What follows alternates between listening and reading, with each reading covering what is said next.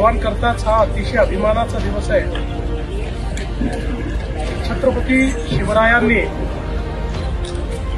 प्रतापगडाच्या पायथ्याशी अफजल खानाचा जो कोठा काढला होता, त्यावेळी त्यांनी वापरलेली वाघनख,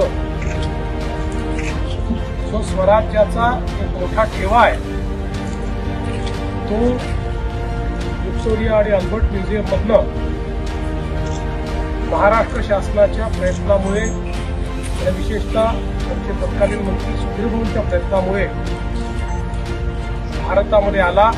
विशेषतः आमच्या तरुणांना आणि लहान मुलांना विनंती आहे की त्यांनी इथे येऊन या वाघनखांचं दर्शन घेतलं पाहिजे।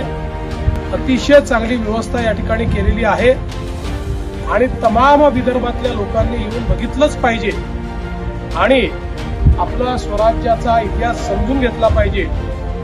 या दृष्टीनं ही अतिशय सुंदर व्यवस्था करण्यात आलेली आहे। मी आपल्या माध्यमातून सर्वांना या ठिकाणी निमंत्रित करतो।